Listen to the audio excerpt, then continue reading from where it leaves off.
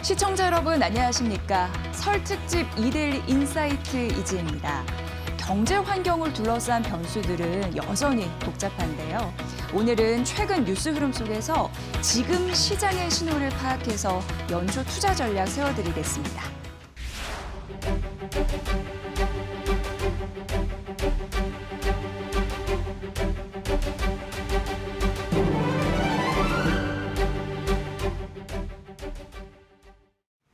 네, 맥락 시간으로 이어가 보도록 하겠습니다. 오늘도 각 산업을 대표하는 전문가를 모시고 그 산업에 대한 맥을 짚어보는 시간으로 이어가 보겠습니다. 오늘은 신영증권의 박세라 연구원과 함께합니다. 안녕하세요. 안녕하세요. 네, 반갑습니다. 네, 오늘 부동산 관련된 이야기를 좀 해보고자 하는데요. 정부가 1월 29일 날 부동산 대책을 발표했는데 그 후에 좀 여러 가지 부동산과 관련된 이야기들이 나오고 있는 상황입니다. 특히나 시장의 반응이 좀 엇갈리고 있는 것으로 보이는데 무슨 내용이길래 시장에서 이렇게 반응을 하는지 궁금한데요. 먼저 내용부터 정리해 볼까요? 네, 이번 1월 29일 날 발표됐던 대책은 사실 지난 연도 97 공급 대책의 후속 방안이라고도 볼 수 있습니다.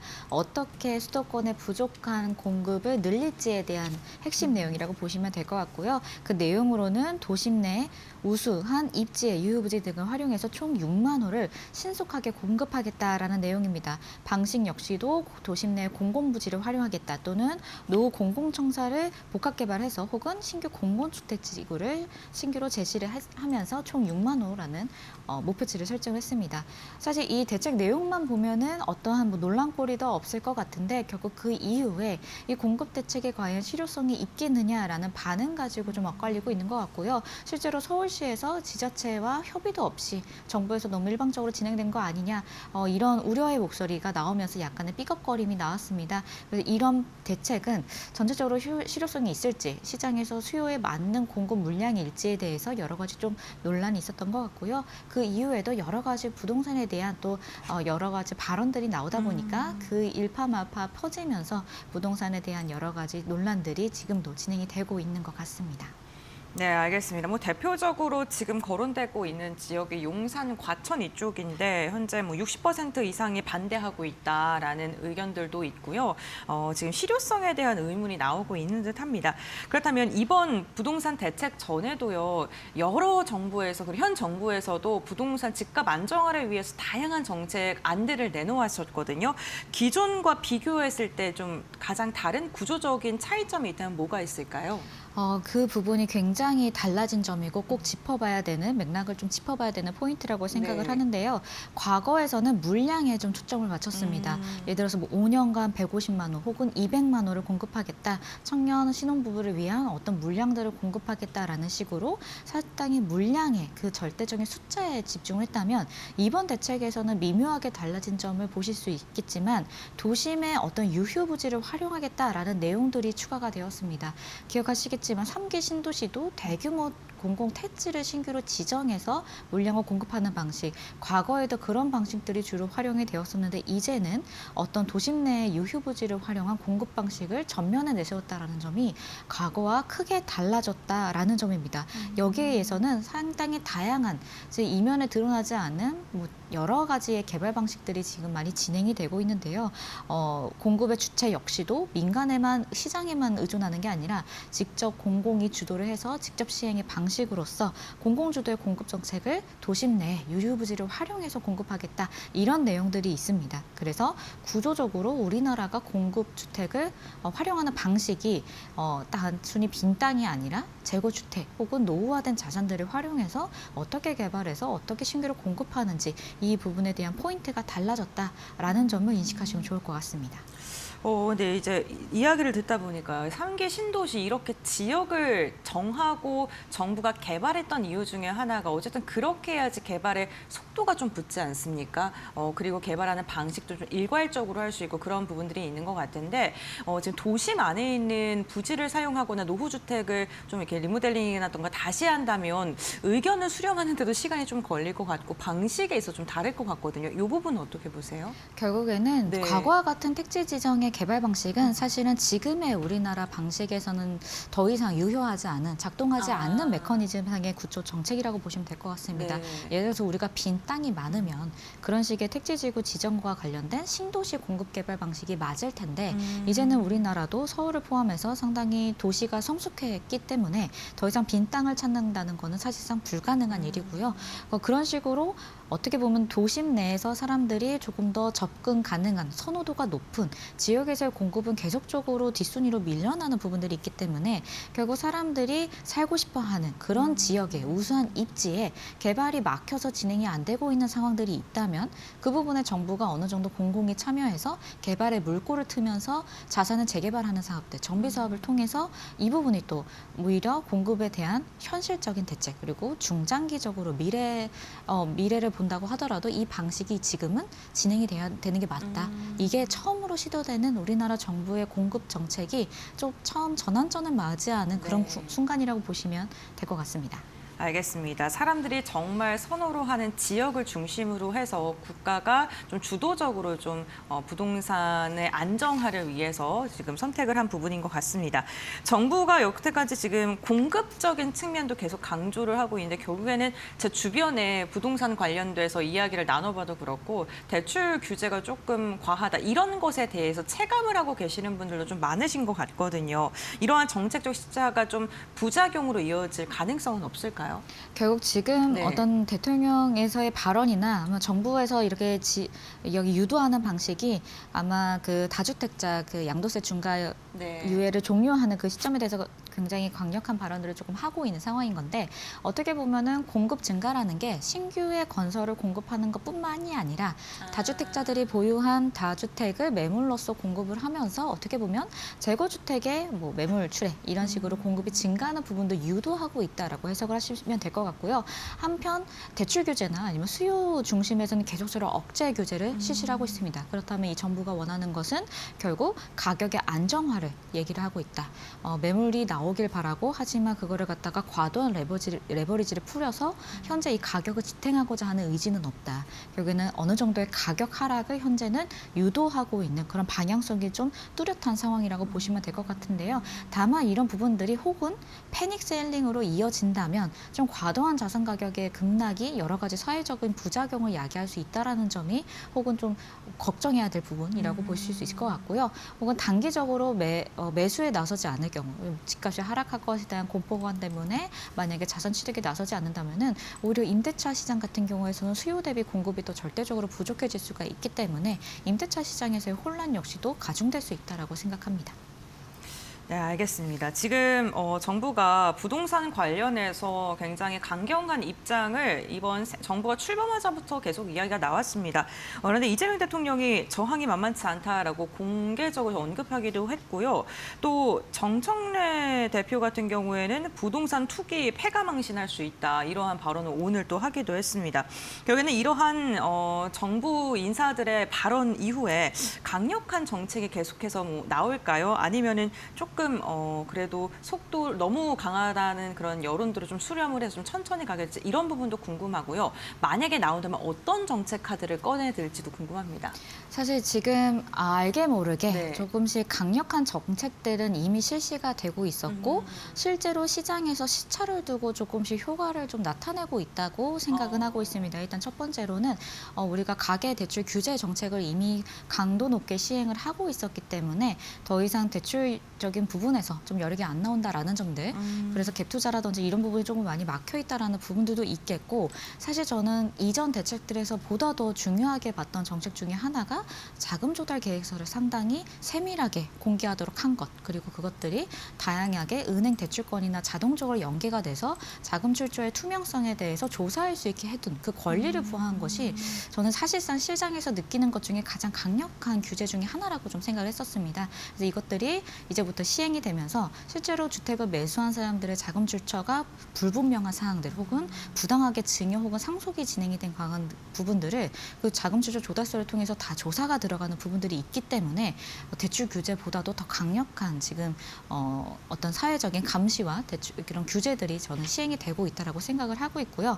만약에 이런 것과 또 다주택자들에 대한 양도세 중과 유예 종료 같은 경우들이 실제로 시행이 되면서 가격적인 측면 혹은 시장에서 어느 정도 효과가 나타날 거라고 보고 있습니다.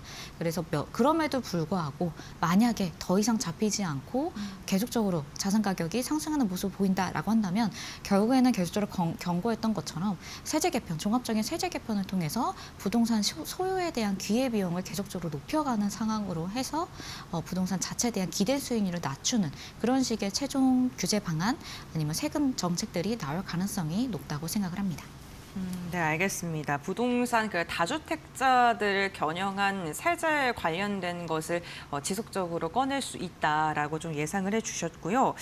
지금 1월 29일 날 부동산 대책이 발표가 되고 나서 지금 뭐 언론에서도 여러 가지 이야기가 나오고 있는데 가장 중요한 건 이번에 정말 집값을 잡을 수 있을까거든요. 만약에 대책이 성공하거나 혹은 실패하게 됐을 때 부동산 시장뿐만 아니라 뭐 증시라던가 환율 시장에는 어떠한 영향을 미칠지도 어떻게 바라보세요? 결국 지금 이 정부가 유도하고자 하는 방향에는 부동산 자체에 너무나도 몰려있는 자금을 다른 쪽으로 옮기고자 하는 맞아요. 자본의 구조적인 이동을 지금 목적으로 하고 있는 부분들이기 때문에 이 부동산에 대한 기대 수익률을 낮추는 과정에서 해당 자금이 증시로 혹은 다른 자산으로 생산적 자본으로 이동할 경우 어느 정도 세제 혜택까지 주는 방안까지 좀 여러 가지 다각도로 고민을 하고 있는 것으로 알고 있습니다. 그래서 이 1, 2구 대책 자체의 단일적인 성공과 실패를 논하기보다 현재 정부가 유도하고 있는 자본 이동에 대한 흐름, 이것이 결국 코리아 밸류업에도 이어질 것이고 뭐 여러 가지 삼법 개정안까지 다 맞물려서 돌아가는 것들인데요. 이게 만약에 실패로 나타난다라고 한다면 결국에는 증시도 조금 안 좋아진다라는 얘기가 될 것이고 반면에 사람들이 이제 더 이상 나의 자본 축적 수단으로는 부동산이 여전히 유일해. 역시 우리나라는 부동산이 최고야 라는 식으로 다시 회귀를 해버린다면 그때 돼서는 이제 부동산만 홀로 살아남고 사실은 증시나 전반적으로 좀 불안정해지는 그림이 나오지 않을까 싶습니다. 그래서 대책의 성공과 실패와는 무관하게 전체적으로 지금 사회적인 인식과 투자 방법에 대한 전환을 꾀하고자 하는 게 정부의 큰 그림이다라고 보고 있고요. 근데 대신 조금 지엽적으로 들어간다고 한다면 결국 공급 대책의 성과라는 게 임대차 시장의 불안을 야기하냐 아니냐라고 그 성공과 실패를 저희가 지표를 확인할 수 있을 것 같은데요. 당장 뭐 공급이 너무 없다 보니까 우리가 못 살아요라는 그 표현에는 내가 전세로 살고 싶어도 혹은 월세로 사고 싶어도 거주 비용이 너무 부담스러워서 못 살겠어요라는 식의 사회적인 여론들 혹은 시적인 체감 비용의 증가로 이어지게 된다면 이것 역시도 이번 정권에 대한 신뢰도의 하락으로 연결이 될 수가 있기 때문에 좀 복합적으로 상황이 나올 것 같습니다. 그래도 기본적으로 본다면은 현재는 부동산과 증시가 거의 맞물려서 큰 그림에서 돌아가고 있기 때문에 그 궤적에 따라서 우리는 굉장히 밀접하게 봐야 된다라고 보고 있고요. 환율 역시도 어떻게 보면 지금 여러 가지 뭐 증권사나 다른 데서 다양한 자료에서 분석을 하고 있지만 우리가 해외 주식 투자 대금으로 몰려갔던 자금들이 어떻게 또 한국의 증시로 유입이 될지 이런 것들도 사실은 환율에 굉장히 큰 영향을 미친다고 보았을 때 이거 역시도 그 궤적이랑 굉장히 밀접하게 움직일 수 있겠다 이렇게 생각을 하셔야 될 것 같습니다. 네, 알겠습니다. 정부도 이제 미국에 투자하고 해외 투자하는 분들을 자금을 또 국내 증시로 돌리기 위해서 또 정책 카드들을 깨놓고 있는데 이게 또 부동산과 어쨌든 일맥상통한 부분이다라고 말씀을 해주셨습니다. 이렇게 규제가 강화되는 흐름 속에서 사실 건설 관련된 업종들의 좀 어떨까 이런 생각도 들더라고요. 수혜주와 피해주가 있을 것 같은데 건설주들을 좀 중심으로 설명을 해주실까요? 지금 건설주 같은 경우는 네. 사실 부동산 시세와 혹은 그런 것과는 무관하게 상당히 좀 괜찮게 크게 반등이 나오고 있는 국면이라고 네. 보시면 될 것 같은데요. 일전에도 여러 번 말씀을 드렸지만 2026년도 건설업에서 주목해야 될 부분은 확실히 바닥에서 업황의 턴어라운드 하는 부분 그리고 그것은 정부의 마주물 투자가 있었다라고 설명이 됩니다. 실제로 2025년도 연간 실적에서 상당 부분 대부분 악성 현장들이 종료가 되었거나 아니면 관련된 대손 비용이 크게 반영이 되면서 어떻게 보면 빅백스라고 볼 수 있는 그런 비용 반영 처리가 거의 2025년도 연간 실적으로 종료가 허가되고요. 2026년도는 정상화된 수익성이 나오는 구간, 그것만으로 이 턴어라운드가 확보가 되었는데 정부의 마중물 투자 그리고 뭐 지방 균형 발전 혹은 공급주택, 정부 주도의 공급주택 이런 부분들이 맞물리다 보니까 공공의 물량을 기점으로 어느 정도 수주가 회복하는 모습들까지도 기대를 할 수 있을 것 같습니다. 결국 이런 대책들이 민간에만 의존하는 공급 방식이 아니라 정부가 주도하는 굉장히 의지가 있는 하지만 속도감이 있는 공급 물량들이 안정적으로 지속적으로 추진한다라는 내용들이 덧붙여졌기 때문에 건설업 입장에서는 우리가 믿을 수 있는 수주가 상당히 가시성 높게 나온다 이렇게도 해석이 될 수 있어서요. 지금 현재 중견건설사들 중심으로 그런 부분들이 가장 많이 좀 드러나고 있는 상황이고 그것과 별개로 대형건설사들 역시도 정비사업 부분에서 좀 개선된 대외 환경이 개선된 부분들이 포착이 되면서 수주 측면에서 나쁘지가 않기 때문에 동반 상승하고 있는 모습들 보이고 있습니다. 알겠습니다. 이제 시간이 많이 흘러서요. 마지막 질문 하나만 드리겠습니다. 개인 투자자나 실수요자 입장에서 반드시 점검해야 되는 한 가지가 있다면 어떤 게 있을까요? 결국 지금과 같이 모든 자산 시장이 좀 불규칙하게 혹은 변동성이 강화된 측면에서는 어느 한 곳에 너무 크게 의존하는 것은 굉장히 위험하다라고 생각이 들고 있고요. 결국 감당할 수 있는 범위에서 가능한 저렴하게 사는 게 가장 최고의 투자 방식이라고 보고 있습니다. 주식 혹은 부동산이든 레버리지와 고정비가 커지면은 전체적으로 조급해지고 약간 투자에 실패가 나올 수 있기 때문에 지금 부동산도 마찬가지고 자기 집 보았을 때 적정 레버리지와 그리고 조금 저렴한 구간이다라고 판단이 된다면 그때 매수에 나서는 것이 가장 중요한 입장이다라고 판단하셔야 될 것 같아서요. 너무 과열되는 양상에 동행하지 말 것. 이것을 실수요자분들께서는 다시 한번 생각해 주시는 게 좋을 것 같습니다. 네, 알겠습니다. 오늘 박세라 연구원과 함께 정부의 129 부동산 대책과 함께 우리 시장 전망과 관련된 이야기를 나눠봤고요. 오늘 말씀 여기까지 듣도록 하겠습니다. 고맙습니다.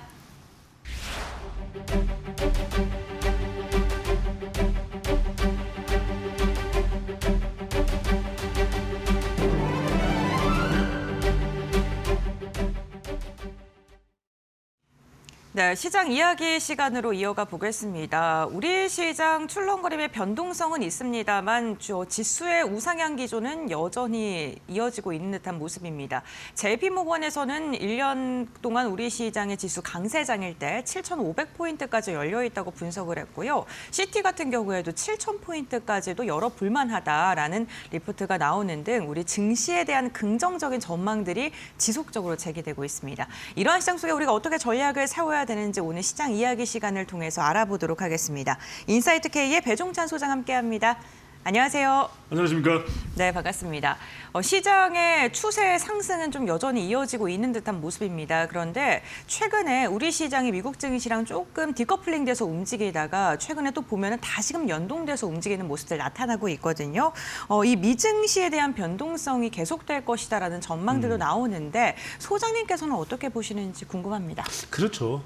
그런데 늘 제가 한번 말씀을 드렸습니다만 미국 시장은 여러 가지 변동 요소가 많습니다. 지금 이제 우크라이나 전쟁이 종전되느냐부터 미국 국내 사정도 있죠. 네. 또 연준 의장이 5월인가요? 이게 어떻게 바뀌느냐에 따라서 또 영향을 줄 수 있고 최근에 뭐 케빈 머시 네. 또 우리 이제 미국과의 관세 합의사항 이런 부분도 우리에게는 또 영향을 줄 수 있습니다. 미국도 영향을 받지만 다양한 이런 부분들은 미국 시장은 변동성이 있을 수밖에 없다. 하지만 여기서 제일 중요한 건 그 변동성이 그래도 우상향을 조금씩 해가는 변동성이냐 아니면 오히려 우하향해가는 그 변동성이냐 이걸 정확히 아는 게 중요한 거죠. 대체로 지금 나오는 전망은 이 일본의 경우에도 이따가 말씀드리겠습니다만 다카이치 사나이가 선거에서 무려 3분의 2를 이제 압승을 거뒀죠. 그러다 보니까 미국의 경우에도 트럼프 대통령의 이 리더십이 탄력을 받으려면 11월 중간선거 너무 중요하거든요.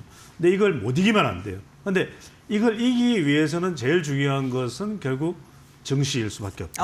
경제일 수밖에 없다. 그럼 케빈 워시가 들어오고 나서도 본인은 이 사람은 이 유동성에 대해서 상당히 깐깐한 사람이에요. 그럼에도 불구하고 트럼프 대통령이 뭐라고 그랬습니까?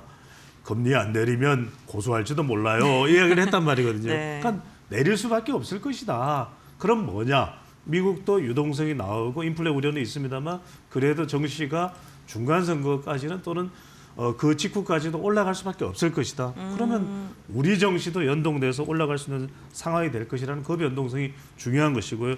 지금 오늘도 지금 5,300을 돌파해서 움직이고 있죠. 정시가 코스피가 그런데 삼성전자도 내년에 지금 잘 나가는 게 삼성과 닉스 아니겠습니까? 아, 그렇죠. 그런데 지금 삼닉입니다. 붙여서 삼닉인데 지금 내년에 비메모리 부분에 파운드리겠죠. 영업이익 흑자 전환 예상 이게 나온단 말이에요.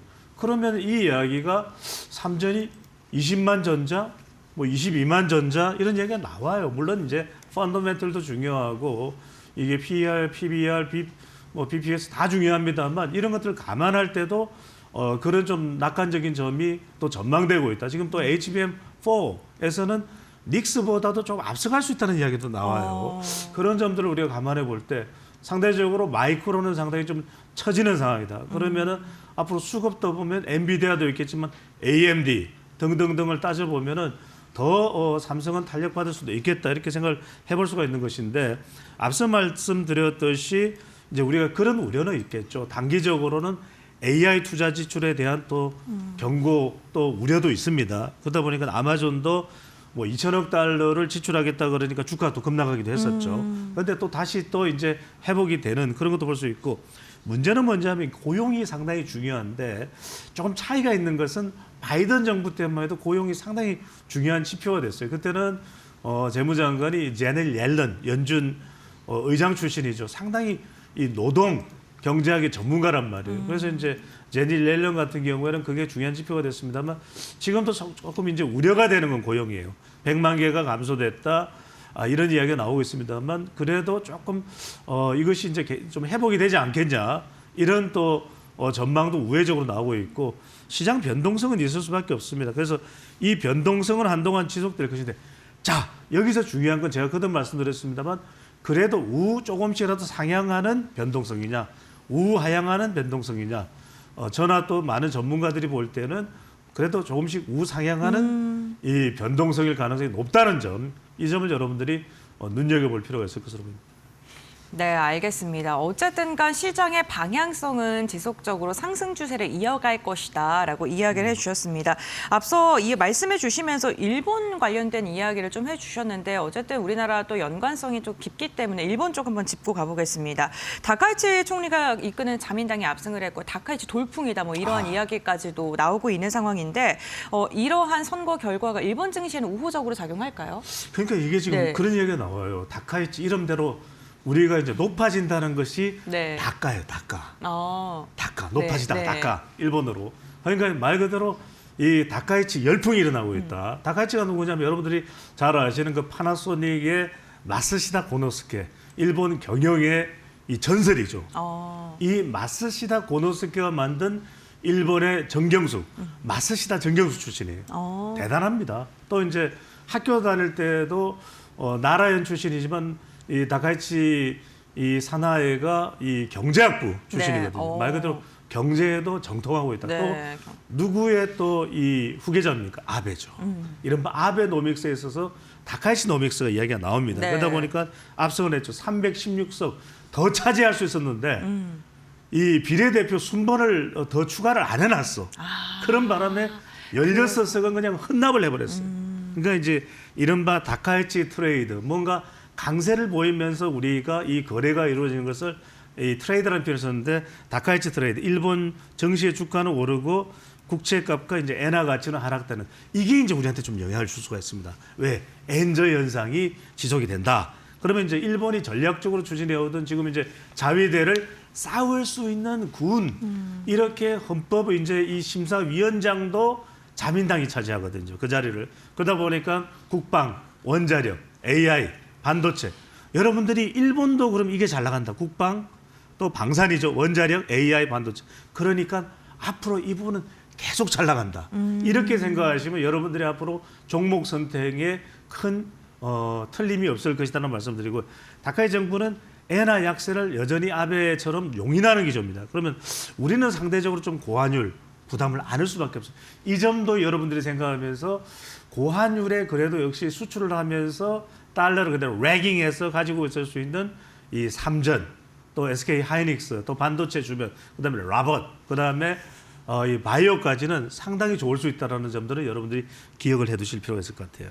네, 알겠습니다. 일본 정부와 관련돼서 우리나라도 역시나 영향을 받을 수밖에 없는 구조이기 때문에 어떻게 종목을 선별해야 되는지에 대해 좀 힌트를 들어볼 수 있었고요. 반도체에 대한 이야기 지금 빼놓지 않고 지속적으로 나오고 있는데 삼성전자와 SK하이닉스가 뭐 올해 역시나 실적 좋을 것으로 예상되고 있고 그에 따라서 AI 반도체 섹터 잘 가고 있습니다. 그런데 너무 많이 오른 게 아니냐 이렇게 좀 염려하시는 분들도 계시거든요. 그렇죠. 네, 반도체 말고 좀 볼만한 게 있을까요? 그래서 제가 앞서 말씀드린 일본도 지금 국방 이야기 나오고 네. 이제 싸울 수 있는 군으로 바뀔 수 있기 때문에 저는 방산 아. 이거 기억을 하셔야 돼요. 앞으로도 드론이나 이 로봇 쪽은 더 대단할 수밖에 없다. 이제는 전쟁터에 로봇이 나가는 겁니다. 그게 현실이 되는 거예요. 그러다 보니까 지금 우선은 이제 당장 로봇이 나갈 수 없기 때문에 중요한 게 장갑이나 그 다음에 이제 포나 이런 다연장 로켓이나 이런 부분인데 난리가 났어요. 미 방위비 정액에도 이제 방산주가 급등한데 재부상의 기회가 있는 겁니다. 최근에 이제 좀 주춤하기도 했었죠. 그런데 LIG 넥스원이 중동향, 그러니까 중동 쪽을 향해서 할 수 있는 그런 이 거래가 확대될 수 있다. 천궁2 대단하죠. 수출 양산이 본격화되는데 이라크입니다. 말 그대로 지금 미국은 이란에 대응하기 위해서 이라크에도 전력을 갖춘다. 그런데 지금 이라크 이른바 이 천궁2 이것이 지금 수출이 28년 납기를 또 목표로 하고 있어요. 그럼 이것도 LIG 넥스원, 그러니까 LIG 넥스원의 장기가 이 다연장 로켓 쪽으로 상당히 지금 지금 맹위를 떨치고 있다라는 말씀을 드릴 수밖에 없고 하나 에어로스페이스는 다연장 로켓 천무, 그러니까 지금 천궁은 LIG 넥스원 천무, 그다음에 유럽 수출 증가가 또 더 늘어날 수밖에 없다. 그다음에 중요한 게 현대 로템이에요. 이거 여러분들 꼭 영상을 보셔야 돼요. 독일 전차하고 비교할 때 게임이 안 돼. 달리기도 더 빨라. 지금 우리 K2가 더 빠릅니다. 게다가 이른바 이 해피 기동, 포탄이 날라올 때 그것을 피해서 달릴 수 있는 좌우 움직임이 현란해요. 무슨 K 댄스를 보는 것 같아. 그러니까 여기다가 제가 전에도 말씀드렸듯이 네. 급격히 서면서 이 반대로 기동할 수 있는 이 능력은 K2를 못 따라옵니다. 네. 그러니까 이게 K2 전차가 정말 불곰 엄청나요. 그러다 중요한 게 아래 위로 좌우로 우리 이건 정말 이 한때는 고급 외제차임에 있었던 기능이죠. 네. 이걸 축거를 높이고 낮추고 위로 윙 올라갔다 징 내려고 저쪽으로 이것까지도 가능합니다. 네. 그러다 보니까 이 어떤 포를 쏠 때 정확도를 정밀도를 더 높일 수 있거든요. 그러다 보니까 페루도 얼른 좀 주세요. 폴란드는 더 주세요. 그다음 이라크까지도 지금 도입을 하겠다. 말 그대로 지금 방산이 터지고 있습니다. 알겠습니다. 방산 기업들에 대한 이야기 해주셨는데 오늘 하나 에어로스페이스 실적 발표가 됐는데 지금 영업이 사상 최대에 나왔습니다. 하지만 4분기만 보게 됐을 때는 기대치가 너무 높아서 그에 대한 좀 실망 매물이 출회되곤 있는데요. 어쨌든 간 유럽이랑 중동 쪽을 향해서 지속적으로 수출에 대한 기대감이 있다는 점, 이 부분 좀 말씀을 해주셨고요. K방산, K조선, K화장품, 우리나라가 좀 주도적으로 수출하는 산업군들의 요즘에는 K자가 많이 붙습니다. 이 대표적인 수출 섹터 중에 하나가 전력기기 최근에 빼놓을 수 없을 것 같은데요. 특히나 미국 시장 그리고 더 나아가서는 유럽이라든가 이런 쪽으로 시장 확대에 대한 기대감이 요즘에 계속 거론이 되고 있는데 이 전력기기 쪽은 어떻게 보실까요? 여러분들 가만히 보시면 서플라이 체인이 데이터 센터를 만들기 위해서 우리 HBM 이 고대품 메모리가 계속 물밀듯이 수출이 되고 있어요. 그런데 이렇게 해서 데이터 센터가 만들어지고 나면 기존보다 적게는 4배에서 10배의 전력이 필요합니다. 우리도 마찬가지입니다. 그래서 우리도 신재생 에너지만으로는 안 되니까 이 데이터 센터를 생각하니까 이른바 원자로 이야기가 나오는 것이거든요. 그쵸. 그렇다면 이제 원자로도 우리가 좀 고무가 되는 것인데 좀 눈여겨보시면 전력이에요. 그래서 제가 4년 전, 5년 전 우리 이데일리 TV 나와서 계속 이야기했던 게 전력 이 산업에 대해서 전력을 다해서 들여다봐라. 제가 그 얘기했어요. 네. 꽁트 4년 전에. 꽁트 아닙니다. 개그 아닙니다. 제가 계속 요즘 거짓말을 못해요. 다시 보기를 하실 수가 있기 때문에 제가 L자 들어간 기업 LS 이야기했고 최근에 조명받는 기업이 HD 현대일렉트릭이에요. 그러니까 심지어는 지금 어떤 이야기가 나오냐면 분석 이 투자기관의 이 어드바이스로 나오는 게 뭐냐면 바로 2030년까지 호황이다. 이게 분기 최고 실적도 급등을 했죠. 지난해 4분기 영업이익이 전년 동기 93%가 늘어난 3,209억 원 4분기 매출이요. 그다음에 지금 북미의 이 미국에는 또 마진율이 높습니다. 이익률이 높다라는 거죠. 그러다 보니까 북미 매출 전년이 동기 대비 205% 늘어난 5,545억 원이에요. 그러니까 정권가는 북미 매출, 왜냐하면 계속 빅테크 기업들이 데이터 센터 짓고 있거든요. 그러면 로봇 관련된 산업도 앞으로 양산하게 전력이 더 들어갑니다. 피지컬 AI는 더 늘어날 수밖에 없다. 그래서 제가 드리는 말씀은 물론 우리가 최종적인 판단은 개인의 판단이지만 이 전력은 지금도 좋고 내일도 좋고 모레도 네. 좋을 수밖에 없다. 왜? 전력 없으면 아무도 못해요. 그렇죠. 그러니까 송배전이나 이런 걸 다 하는 그런 기업이기 때문에 변압기 등 전력기기 전체를 종합적으로 판매하는 LS 일렉트릭이나 또 HD 현대 일렉트릭 눈여겨보실 필요가 있을 것으로 보입니다. 알겠습니다. AI 시장 확산과 함께 연동돼서 전력기기나 설비 쪽 당연히 잘 갈 수밖에 없다라고 이야기를 해주셨습니다. 최근에 국내 증시를 좀 주도하고 있는 섹터들 대표적으로 AI 반도체 빼놓을 수 없을 듯하고 파생돼서 뭐 전력이라든가 이런 부분도 잘 가고 있는데요. 여기에 하나 더 추가를 하자면 일론 머스크가 훈풍을 받고 있는 섹터들도 최근에 주목받고 있습니다. 대표적으로 뭐 스페이스 X 투자사라든가 우주항공 관련 기업들이 있고 최근에는 태양광 관련된 섹터들도 좀 강한 시세를 분출하고 있는 듯한 모습이거든요. 왜 이런 걸까요? 그렇죠. 우리가 이제 폴리실리콘 때문에 네. 2차 전지가 한때는 뭐 에코는 프로고 프로는 에코다 네, 그랬잖아요. 맞아요. 그런데 그게 이제 시들시들해졌지만 짧게 말씀드리면 다보스 포럼에서 일론 머스크가 이런 얘기를 합니다. 태양광 기회가 가소평가되고 있다. 그러니까 언젠가 올라와도 올라올 거예요. 지금 네. 이제 트럼프 대통령이 좀 누르고 있지만 향후 3년간 연간 최대 100기가와트 규모의 태양광 패널 생산 능력이 구출되는데 만약에 미국이 중국을 견제한다면 우리나라입니다. 하나솔루션. 저도 하나솔루션 참 많이 이야기를 했어요. 그러니까 언젠가는 터질 수밖에 없고 경쟁력을 갖추고 있는 기업이고 하나QCL도 있죠. 주로 이제 충북 쪽에 공장이 있죠. 이것이 이제 좀 불확실성이 계속 있어 왔던 거예요. 미국 보조금도 그렇고. 근데 이 부분이 점점점 해소될 수밖에 없다. 그래서 미국 내에서도 신재생 에너지와 관련된 부분을 좀 중흥시킬 필요가 있거든요. 그래서 내년에 모듈 판매량이 상당히 늘어날 수 있다. 또 AMPC가 뭐냐면 바로 이제 보조금이거든요. 이 제조 보조금과 세액 공제가 또 큰 폭으로 또 늘어날 것으로 예상이 됩니다. 네. 트럼프 대통령도 이걸 이제 기후 이런 부분들을 뭐 아무리 탈퇴한다 하더라도 거부할 수는 없는 것이거든요. 그렇죠. 그런 점에서 눈여겨보셔야 될 부분 하나솔루션과 하나QCL 쪽도 한번 좀 주목해 볼 필요가 있을 것으로 보입니다.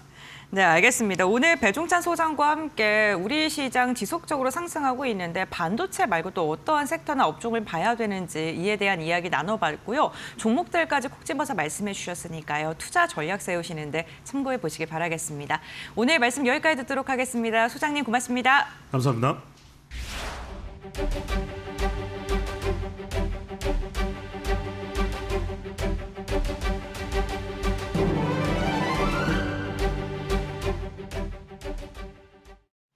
네, 시장 이야기 시간으로 이어가 보도록 하겠습니다. 연휴를 앞두고 오늘까지 좀 매도를 하려는 개인분들이 많으신 것 같은데 매도하신 다음에 연휴가 끝나고 나서 우리 시장 또 어떻게 접근해야 될지 공부하실 분들도 많이 있으실 것 같아서 오늘은 설 연휴가 지나고 나서 우리 시장 어떻게 접근해야 되는 이런 전략들 한번 알아보도록 하겠습니다.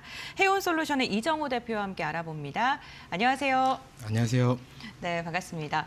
설 연휴를 앞두고요. 지금 개인들은 좀 매도를 계속하고 있고 어쨌든 우리 시장의 구원투수로 외국인과 기관이 좀 활약을 해주고 있는 듯합니다. 연휴 이후에도 이러한 좀 흐름이 이어질지 궁금한데요. 대표님 어떻게 보세요?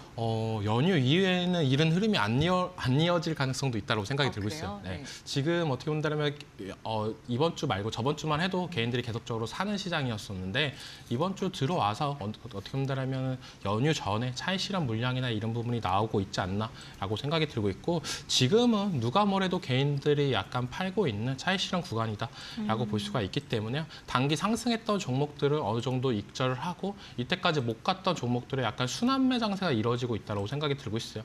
오늘 장에서 장 초반에만 봤어도 뭐 삼성전자나 SK하이닉스가 장 초반에 약했던 모습가 있는데 장 막판으로 가면 갈수록 더욱더 상승이 어느 정도 반등하는 모습가 나오고 있다라고 생각이 들고 있고 오늘 장에서 유독 코스피가 코스닥 대비 더 강한 모습세가 나오고 있는데 이게 이때 지금 개인들의 매도세가 나오고 있어서 코스닥이 약하다라고 보시면 됩니다. 대표적으로 코스닥 같은 경우는 개인들의 순매수와 순매도세로 어느 정도 어떻게 보면 급등락이나 변동성이 나와준다고 볼 수가 있는데 그런 부분에 있어서 오늘 장에서 개인들의 매도세가 나오면서 코스닥은 어느 정도 휘청 있는 모습세, 그리고 코스피는 어느 정도 강한 모습세가 나와주고 있다라고 말씀을 해드리겠습니다.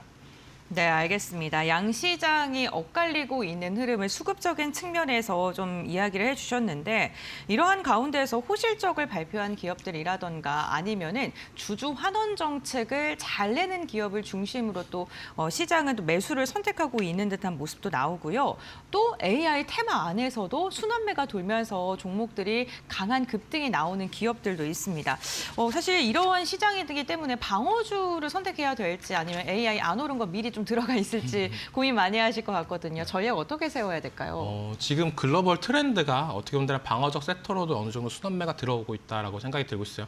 미국의 상장된 월마트 같은 경우도 상승 랠리가 나와줬던 모습세가 나오고 있고 미국 같은 경우도 나스닥과 어떻게 보면 S&P 500보다 다우가 더 강한 모습세가 나오고 있다는 거는 어느 정도 글로벌 트렌드가 방어적인 섹터 쪽으로 어떻게 보면 수급세가 들어와 주고 있다라고 생각이 드는데 제일 중요한 거 지금 우리나라 AI 관련된 반도체 관련된 종목들, 대표적으로 삼성전자나 SK하이닉스를 예를 들자고 본다면 이 종목들, 반도체 관련 종목들이 실적도 잘 나오고 미래 기대성도 어느 정도 있는 부분이 있기 때문에 어떻게 본다면 투자자 입장에서는 이 반도체 수톱을 놓고 말할 수가 없지 않나라고 생각이 들고 있습니다.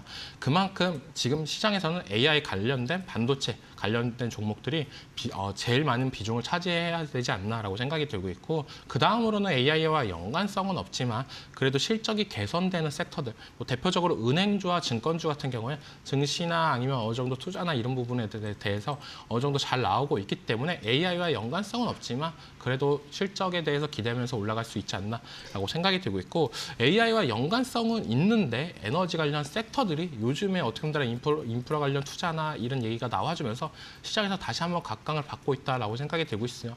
즉 어떻게 본다면 AI, 반도체 이쪽 섹터들이 시장의 중심이 되면서 올라가다가 오늘 장 초반처럼 어느 정도 반도체 수톱이 조정이 들어올 때는 약간의 순환매가 일어나면서 기존에 못 올라갔던 실적이 좋지만 못 올라갔던 섹터들 쪽으로 훈풍이 들고 있다라고 말씀을 해드리겠습니다. 네, 알겠습니다. 오늘 삼성과 SK하이닉스 좀 엇갈리는 움직임 나오고 있고요. 시장의 힘이 진짜 좋은 게 오늘 유가증권 시장이 또다시 3,574포인트까지 장중에 올라가면서 저희가 5,374까지 올라가면서 직전이 5,376이었거든요. 거기까지 또 바짝 좀 추격하고 있는 듯한 모습이 나타나기도 합니다. 실적 이야기를 좀 해주셨는데 대표님께서 AI 관련된 이야기할 때 빼놓지 않고 말씀하시는 섹터가 전력 전선이잖아요. 실적 3대장 다 잘 나왔고요. 오늘 그리고 좀 최근에 계속해서 좀 수주 소식도 대규모로 들려오더라고요. 지금 접근해도 괜찮을까요? 전력기기 섹터는 언제든 들어가도 괜찮다라고 생각이 들고 있어요. 네. 아직까지는 괜찮다라고 말씀을 해드리는 부분이 지금 시장에서 둘러보면은 원전에 대한 수주 모멘텀과 태양광 관련된 수주 모멘텀이다 이렇게 하면서 원전 관련주들이 올라가고 태양광 관련주들이 올라가고 있는데 이 태양광이나 원전이나 신재생 에너지가 하기 위해서는 전력기기, 변압기가 즉 필요하다라고 볼 수가 있습니다.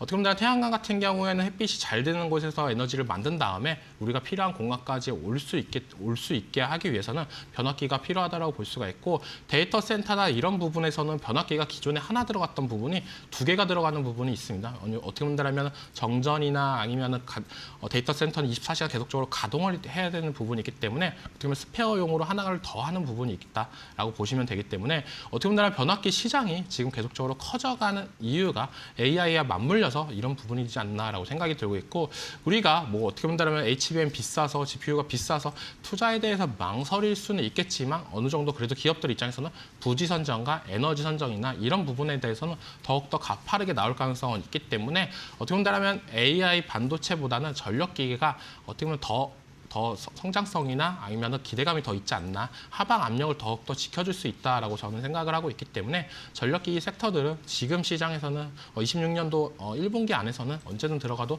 저는 괜찮지 않을까. 다들 전력기기 4대장 효성중공업이냐 HD현대일렉트릭이냐 LS일렉트릭이냐 이런 종목들 계속적으로 얘기하시는데 다 종목마다 장점은 있다라고 생각이 들고 있어요. 그렇다고 본다라면 HD현대일렉트릭 같은 경우에 100만 원을 돌파한다라고 했을 때 추가적인 상승 상승 랠리가 나오는지 아니면 조정이 들어온다라면 그 조정을 기회로 삼아서 들어가시는 전략도 저는 괜찮지 않을까라고 말씀을 해드리겠습니다. 네, 알겠습니다. 전력 설비, 전력 기기 관련된 기업들 1분기 전반적으로 시세를 좀 계속 이어갈 것이다라고 이야기해 주시면서 눌림을 구간 매수의 타이밍으로 삼아도 좋겠다라고 말씀을 해주셨습니다. 글로벌 시장에서 좀 지속적으로 이야기가 나오는 게 지정학적 리스크에 대한 이야기입니다. 미국에서는 뭐 이란의 해협 쪽을 너무 이렇게 붙여서 지나가지 말아라 이런 식으로 미국의 이야기를 하기도 하고요. 이란 쪽에 대한 경고음을 하면서도 우크라이나 관련해서는 또 재건 관련된 이슈 모멘텀이 좀 지속적으로 부각받고 있거든요. 방산과 우크라이나 재건 관련된 섹터가 또 함께 주목받고 있는 시장인데 이런 쪽은 어떻게 전략을 세워야 될까요? 방산과 재건이 어떻게 보면 같이 이슈를 부각이 된다는 시장이 조금 아이러니할 수도 그러니까요. 있다라고 생각이 들고 있어요. 하지만 방산 관련해가지고는 우리가 이제는 한 단계 더 나아갔다라고 생각이 들고 있습니다. 과거에는 어떻게 보면 지정학적 리스크나 이런 부분이 계속적으로 애기가 나올 때 어떻게 보면 더욱더 각광을 받았던 섹터다라고 볼 수가 있는데 이제는 실적에 대한 펀더멘털이나 이런 부분으로 이제는 주가가 움직여주고 있다라고 생각이 들고 있어요. 과거에는 어떻게 보면 지정학적 리스크가 불거지면 더욱더 군사비나 이런 부분이 늘어날 거야. 이런 시대가 아니라 이제는 지정학적 리스크가 오기 전에 군사비를 어느 정도 늘리고 있는 추세다라고 볼 수가 있고 그런 부분에 있어서 방산 같은 경우는 중기적인 관점이나 이런 부분에서는 어느 정도 실적을 보여줬다라고 저는 생각이 들고 있고요. 재건 관련해가지고는 요즘 또 계속적으로 얘기가 나오고 있다라고 생각이 들고 있습니다. 뭐 트럼프 정권 들어와서 가장 많이 각광을 받았던 섹터도 재건 테마였다라고 볼 수가 있는데 트럼프가 어떻게 보면 취임 전에 했던 얘기가 러시아 우크라이나 전쟁을 빨리 끝내겠다라고 했던 부분이 아직까지도 못 끝내고 있던 부분. 하지만 반대로 생각을 한다라고 보면 이제는 곧 있으면 끝나겠지라는 기대감이 계속적으로 올라가면서 재건 관련해가지고 약간의 테마성으로 올라가지만 제일 중요한 건 실적으로 보여준 게 없다라고 생각이 들고 있어요. 만약 러시아나 우크라이나가 만약에 휴전 협상이나 이런 부분이 진행이 되면서 재건 관련해가지고 붐이 분다고 봤을 때 러시아가 우리나라 제품을 사용할까? 우크라이나 우리나라 제품을 사용할까? 이거에 대해서는 아직까지 미지수인 부분이 있다라고 볼 수가 있기 때문에 재건은 아직까지는 테마성으로만 지켜봐 줬으면 좋겠다라고 저는 생각이 들고 있고 방산 같은 경우는 어떻게 보면 우주항공과의 연관성이나 이런 부분이 계속적으로 나와주고 있기 때문에 실적뿐만 아니라 미래 성장성에 대한 기대감까지 만들어주고 있다. 그렇기 때문에 방산과 재건을 같이 올라간다라고 해서 지금 시장이 되게 이상하네 이렇게 보실 게 아니라 방산은 방산대로 실적에 대한 모멘트, 우주항공에 대한 모멘트, 재건은 재건만의 지금의 어떻게 본다면 곧 이제 휴전을 할 거야 되는 기대감 때문에 올라주고 있다라고 보시면 됩니다. 네, 알겠습니다. 결국에는 뭐 실적 중장기적인 펀더멘털 측면에서는 방산이 더 유효하다라고 말씀을 해주셨네요. 지금 우리 시장에서 오늘도 뜨거웠던 섹터 중에 하나가 원전 관련된 기업들이고 최근에 원전 모멘텀을 안고 있는 종목들이 상한가에 안착하면서 마감하는 그런 분위기도 나타나고 있고 변동성 굉장히 좋거든요. 원전 관련된 기업들 현재 많이 오르긴 했는데 그래도 상승의 초입으로 봐도 좋을까요? 지금의 상승의 초입은 아니다라고 생각이 들었어요. 그러니까 주가 로만 본다고 보면 생각보다 많이 올랐다라고 볼 수가 있는데 물론 원전에 대한 기대감과 이런 부분이 정말 크다라고 볼 수가 있습니다. 어떻게 본다면은 미국뿐만 아니라 오늘 장에서 나왔던 뉴스는 유럽 쪽에다가 이제는 원전에 대한 공급망 구축이나 이런 부분을 한다라고 얘기를 했던 부분이 더욱더 크게 작용이 될 가능성은 있다라고 생각이 들고 있어요. 체코 원전을 떠나서 이제는 유럽 시장에 대해서 K 원전이나 이런 부분이 더욱더 확산세가 들어간다라고 본다면 수주 모멘텀이 더욱더 작용이 될 가능성은 있다라고 생각이 들고 있고 과거에는 어떻게 보면 해외 원전 얘기가 나올 때마다 대형주 위주의 장세가 나왔었는데 오늘 장에서는 어떻게 보면 중소형주들이 더욱더 강세를 나타냈던 거는 해외 유럽 쪽에다 이제 공급망 구축망을 건설할 때 어떻게 보면 대기업보다는 대형주보다는 중소형 기업들의 어떻게 보면 자재 수급이나 이런 부분이 더욱더 원활하게 진행이 될 가능성은 있기 때문에 더욱더 상승 랠리가 나와줬다라고 생각이 들고 있고 원전 관련해서 주가가 생각보다 많이 올라간 종목들이 정말 많이 올라왔습니다. 우리 기술 같은 경우에 바닥 대비 정말 100% 이상의 상승세를 보여줬다라고 생각이 들고 있고 두산 에너빌리티 같은 경우는 계속적으로 신고점 부근에서 계속적으로 있지만 그래도 주가의 상승 탄력이나 이런 부분이 한 단계 더 보여주려고 한다면 수주의 모멘텀이 나와줘야 된다라고 생각이 들고 있고 우리가 과거에 원전 관련해서 체코 원전 수주가 나왔을 때 어떻게 보면 세론 현상이 나와줬던 모습도 있었습니다. 저는 어떻게 본다면 지금 원전 관련해가지고 기대감은 계속적으로 올라가지만 만약 진짜 실제로 수주를 받았을 때는 약간의 세론 현상이 나올 가능성은 있다라고 생각이 들고 있고 그때가 또 과거로 돌이켰을 때도 그때가 또 조정시 매수 관점으로는 적극적인 매수 구간이었다라고 생각을 하고 있기 때문에 지금은 어느 정도 올라가는 종목들은 보유자 영역인 종목들도 있고 두산에너빌리티 같은 경우에 10만 원 선을 강하게 돌파해준다라고 본다면 요즘 대형주 장세에서 추가적인 랠리나 이런 부분을 기대해 볼 수 있다. 그렇다고 본다면 원전은 상승의 중간 부분 정도는 저는 왔다라고 생각이 들고 있습니다. 알겠습니다. 원전 관련된 기업들 지금 기대감 속에 지금 충분히 많이 상승을 했기 때문에 상승 초입으로 보기에는 주가 측면이 조금은 부담스럽다 하지만 앞으로 더 나아갈 방향성에 대해서는 긍정적인 코멘트를 남겨주셨습니다. 앞서서 시장에 대한 이야기 말씀해 주시면서 순환매란 말 해주셨잖아요. 최근에 비주도주였던 뭐 엔터주라던가 통신 기업들 여기에다가 뭐 건설이나 유통 이쪽들도 좀 오르고 있는 듯한 모습, 수급이 들어오고 있는 듯한 모습이 포스트하게 되고 있습니다. 이런 비주도주들 중에서 대표님이 보시기에 올해 다크호스로 우리가 좀 지켜봐야 될 섹터나 업종이 있다면 어떤 게 있을까요? 엔터도 좋고 유통도 네. 좋고 건설도 좋고 요즘 통신도 좋다라고 생각이 드는데 다 좋아요. 네.